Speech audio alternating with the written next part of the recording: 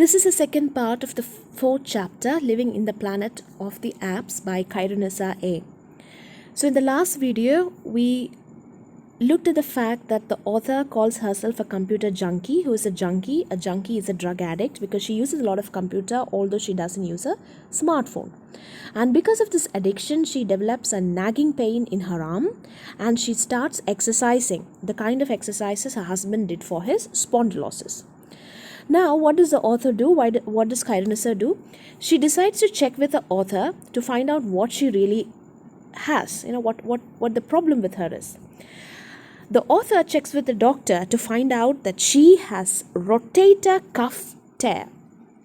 Okay, rotator cuff tear or rotator cuff tendinitis. The author thought cuff had something to do with sleeves. So ഒരു സ്ലീവിൻ്റെ അറ്റത്ത് ആ button എടുത്തില്ല, അതിനാണ് cough എന്ന് പറയുന്നത്. COUGH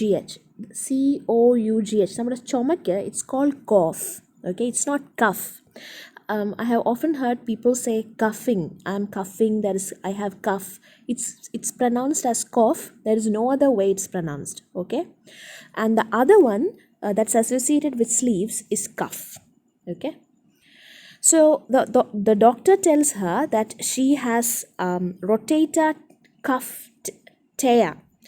The author thought cuff had something to do with sleeves and wondered what it was doing inside her body. The doctor explains that the group of muscles and tendons that connects the upper arm to the shoulder. So കൈയും ഷോൾഡറും തമ്മിൽ connect ചെയ്യുന്ന ആ muscles and tendons are called rotator cuff. Okay, അവിടെ tyre വന്നു എന്നാണ് പറഞ്ഞത്. It was clear to the author that it was a fancy name for a muscle tear. So muscle tear എന്നുള്ളതിൻ്റെ ഒരു ഭംഗിയുള്ള പേരാണ് ഈ rotator cuff tear. The author jokes that athletes get muscle tear, and although she loves games and sports, never suspected that it could cause muscle tear. So author പറയുന്നത് എനിക്ക് sports ഒക്കെ കാണാൻ ഇഷ്ടമാണ് എന്നും പറഞ്ഞ് എൻ്റെ കൈ ഇഞ്ചേർഡ് ആവേണ്ട കാര്യം എന്താണെന്നാണ് ഓർക്കുന്നത്. And now the author prescribes a lot of don'ts for her. There are many don'ts that she should follow. The author was advised not to lift weights. She thought that was easy as she delegated all the weightlifting to her husband. She was advised not to reach tall cupboards. This she found was difficult as she was very short. She was also told to do computer work sensibly, which she thought was a tough thing to accomplish as she had many deeply internalized bad habits. Apart from all this, the author had to do some exercises. Okay, and then what does she do?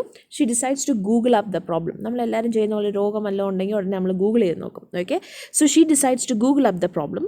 The author reaches home and starts searching the internet to fish out all the details about rotator cuff tear.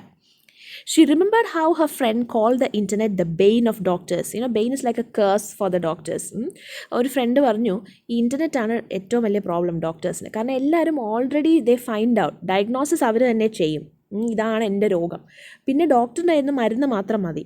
So she remembered how her friend called the internet the bane of doctors as most patients diagnosed their disease without the help of the doctor and met the doctor for medicines that needed to be prescribed. The author reads up all about MSD, musculoskeletal disorders, RSI, repetitive stress injury, carpal tunnel syndrome, cervical and lumbar spondylosis, tennis elbow, vision problems, headache and obesity. ഇതെല്ലാം വായിച്ച് പഠിക്കും. The author realizes that other than obesity, she was sitting duck for all the rest of the diseases. Okay, obesity വരാൻ chance ഇല്ല, വേറെ എല്ലാം വരും എന്ന് ഏകദേശം ഉറപ്പായി ഇതിനെക്കുറിച്ചൊക്കെ വായിച്ചപ്പം. So what does it mean? Look at this usage. She realized that she was sitting duck for rest of the diseases. Sitting duck means a person or thing with no protection against an attack. You're sitting duck for a disease means you are a person who is really going to get that disease. Let's use it in a sentence. With their bullets gone, the soldiers were sitting ducks for the enemy. മനസ്സിലായോ? നമുക്ക് എന്തെങ്കിലും ഒരു പ്രൊട്ടക്ഷനും ഇല്ലാതെ ഇരിക്കുന്ന ഒരു ആളാണ് sitting duck എന്ന് പറയുന്നത്. So I put it in a sentence, I used in a sentence. With their bullets gone, the soldiers were sitting ducks for the enemy. From the article that she reads online, the author finds out that most computer-related health problems are caused by improper use and lack of knowledge about safe computing techniques. She also understands that rotator cuff tendinitis is also known as impingement syndrome. And വേറൊരു പേരും കൂടെ ഉണ്ട്, impingement syndrome. Now, what does she do? She makes elaborate arrangements to sit in front of the computer. The author adjusts her chair so that the screen of her PC is at her eye level. ഇതൊക്കെ നമ്മൾ കണ്ടുപിടിക്കുന്ന കാര്യങ്ങളാണ്. എന്തുകൊണ്ട് ഇത് വന്നു, അപ്പം നമ്മുടെ position ശരിയാക്കണം. അപ്പോൾ elaborate arrangements are being made. She buys fat cushions and sits like a queen on them. She also had to sit with her legs perpendicular to the floor and feet touching the ground in a pala postures. This she found was impossible because she was a short person. There was also a suggestion to use an ergonomic mouse. What is an ergonomic mouse? An ergonomic mouse is designed to minimize discomfort and muscle strain. The ergonomic things എന്ന് പറഞ്ഞു കഴിഞ്ഞാൽ ഒരു work place വളരെ comfortable ആക്കാനുള്ള ഡിസൈനാണ് ഈ ergonomic designs എന്ന് പറയുന്നത്. സോ ഒട്ടും മസിൽ പെയിനും കൈക്കോ വേനയൊന്നും വരാതിരിക്കാൻ വേണ്ടിയിട്ട് she also gets a suggestion that she has to use an ergonomic mouse now. And then she jokingly says that she has heard about chocolate mousse but not an ergonomic mouse. Okay, chocolate mousse is actually a dessert. It is a dessert made from whipped cream and egg white and everything. Chocolate mousse. It's maybe most of you might have eaten it. So she says that she has she knows what a chocolate mousse is, but she doesn't know what an ergonomic mouse is. The next suggestion was to rest her elbows at the sides. She also had to take mini breaks from work. So many suggestions, okay? The elbows have to rest at the sides. She has to take mini breaks from the work. And then, okay, break in the but she stood up and left. Okay, that's what she did. Because we are all waiting for somebody to say that, right? Take a break from work. So what did she do? She just stood up and left. Then she started doing her exercises. The author then began to do the exercises. She drew circles in the air like a low IQ. Low IQ wizard, and bent sidewards like a badly positioned wall clock and made pendulum movements with her hand. All kinds of funny exercises that she had to do. In another exercise, her fingers crawled up and down the wall. Wall-il kai ingane angotu ingotu melottum taattu ingane crawl cheyondirikkanam like a zombie spider. Chattadu alla jeevichadu allathoru spider na pole she had to move her fingers up and down the wall.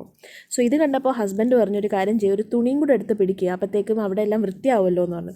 So seeing this, author's husband suggested that she hold a dishcloth in her hands while doing this exercise as she can clean the house too. So ഇങ്ങനത്തെ ഭയങ്കര ദുരിതത്തിലായ അവസാനം. And then a friend who visits sees the author's elaborate sitting arrangements and asks her who uses a PC in this day and age, and adds that using a smartphone is always better. ഒരു front വന്നിട്ട് ചോദിക്കുക, എന്തിനാണ് ഈ PC ഒക്കെ ഉപയോഗിക്കുന്നത്, ആരാണ് ഈ കമ്പ്യൂട്ടറൊക്കെ ഉപയോഗിക്കുന്നത്, ഒരു സ്മാർട്ട് ഫോൺ പോരെ എന്ന് ചോദിക്കും. So suddenly the author retorts, that is she makes a reply using that using a smartphone is not always smart. എന്തുകൊണ്ടാണ് ഓഥർ അങ്ങനെ പറയുന്നത്? Why does the author say that using a smartphone is not always smart?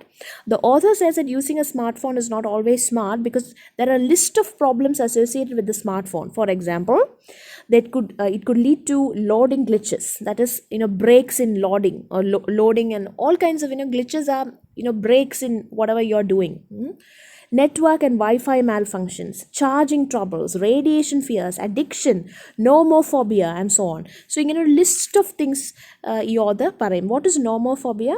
Nomophobia is actually no mobile phobia. No mobile phone phobia. No mobile phone, and phobia also has a pho.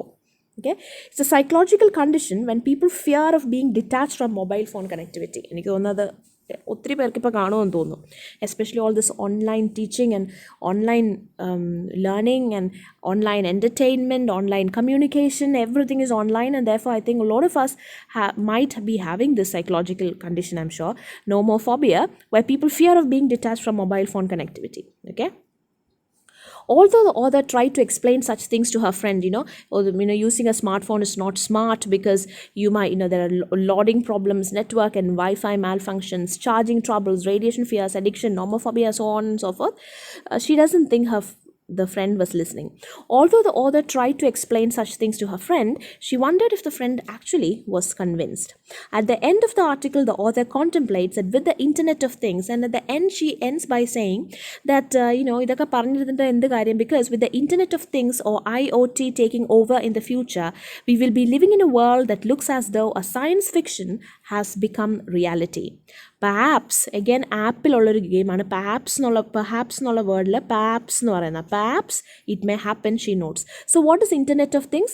See, Internet of Things എന്ന് പറഞ്ഞു കഴിഞ്ഞാൽ a lot of interconnected objects, ഇൻ്റർനെറ്റിൽ കൂടെ connect ചെയ്ത കുറേ objects ഉണ്ടെങ്കിൽ they'll all act in a very synchronized way. For example, we can turn on the light bulb. A light bulb that can be switched on using a smartphone is actually an IoT device or a motion sensor.